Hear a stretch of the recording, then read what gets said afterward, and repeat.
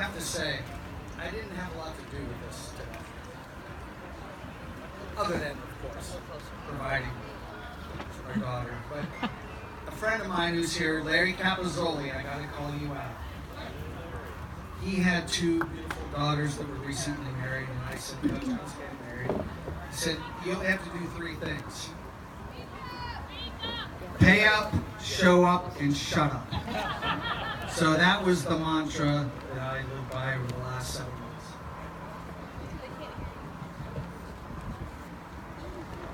I started to write volumes, and I was about the sixth volume, and Karen said, do the Reader's Digest version, so I had to cut it down to 6 pages.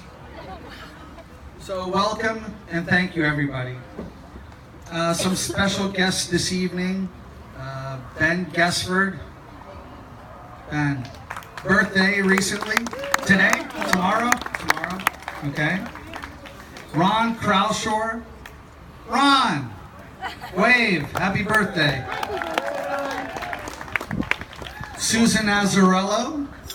She had a birthday this week. We've been celebrating for a few days. And special thanks to our Marco Island hosts, my father-in-law and mother-in-law, Jim and Linda Hughes. Thank you for everything. For those who could not make it, Pat's grandfather and uncle, several family and friends that couldn't make the trip, and for special loved ones who are no longer with us. Jenna's grandmother, affectionately known as Little Ma, Grandma Annie, which is my grandmother, and our dear friend Joe Calici, he would be here. Yeah. In spirit, they're all with us. That was page 1. And of course, a special thank you for all those who made this trip from all over the country. Literally, sea to shining sea. We have the Hughes family, the entire family from California that came here. No blood relation to Jenna, but family nonetheless. Thank you. New York, New Jersey, Pennsylvania, Tennessee, Florida. And let's not forget and throw in our dear friend from Pittsburgh via Bosnia, Aida Agovic Korna. And a special shout out to Pat's aunts. Wow, what a great evening we had last night. I can't believe you could do that from quite a distance, but we thank you for that. Margaret and Katie. Now a few words about the kids. First, Jenna, your brother, make my life complete.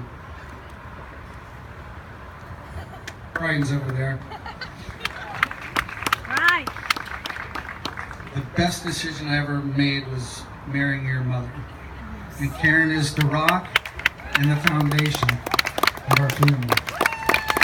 We love you, Karen. Well, Jenna arrived in October of 1990 with two open arms and open heart. But she did give us a scare right away. She wasn't breathing. And I remember there in the delivery room, and all the nurse staff was saying, stat, stat. And I know that means come here fast, but she wasn't breathing. When they finally got her to breathe, she breathed in a very deep breath, cried, and hasn't shut up for the last 27 years.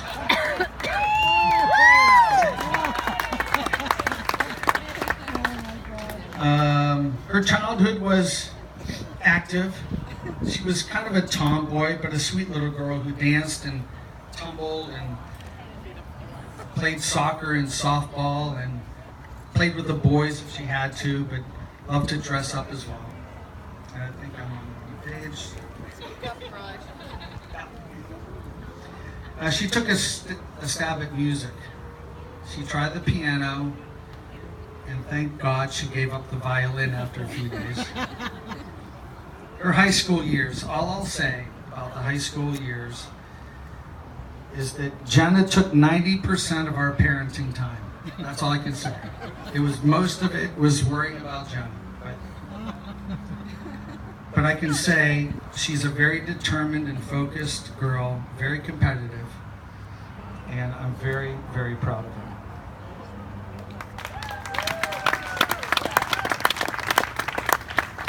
Walter Patrick Gessford. Oh boy, you're in trouble.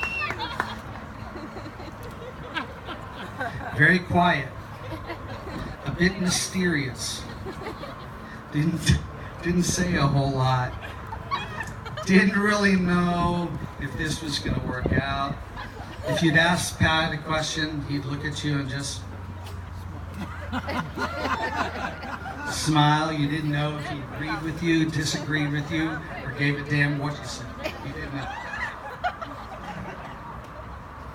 But he will go far in his career. I have no doubt about that. He's a provider.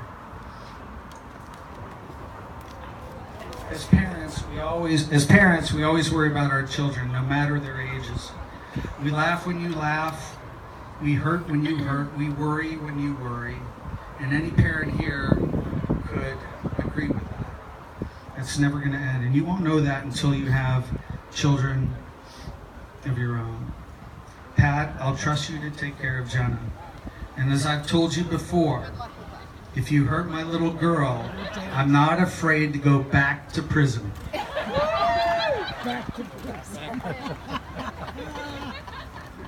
So, I would like to kind of use an analogy of a long-lasting marriage, and that of a classic timepiece, a watch. A watch is elegant. Gentlemen prefer these timepieces. They show character and exude class, and you're proud to wear one. And you should be proud to have each other next to each other as you go into places and meet people and show off your bride and your husband. There's simplicity in its function, but it takes work. You have to work on the watch to make it function. Nothing is set it and forget it, especially today when you have a wristwatch that'll give your heartbeat, how many steps you've taken. But an old classic watch is timeless, and it's simple. But you have to take care of it. It can look good on the outside, but you need to take care of the inside, the heart and the soul of the watch. Over time, it tarnishes, the colors fade, but the heart and soul keep it ticking. At this point, I'd like to make a presentation to Patrick.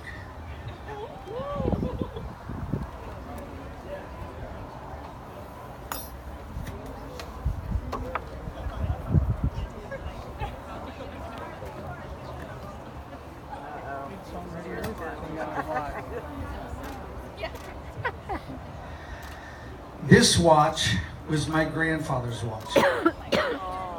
It's vintage 1960s. I'm vintage 1960s. Woohoo! It's Swiss made with Italian fashion.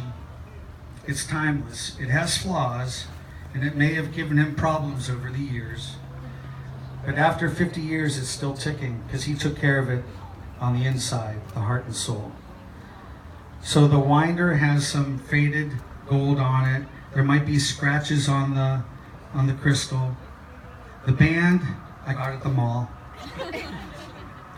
But I hope you wear this in good health, as my grandmother would used to say. And just, when you look at that, always remember, you have to work at it to make it work. All right?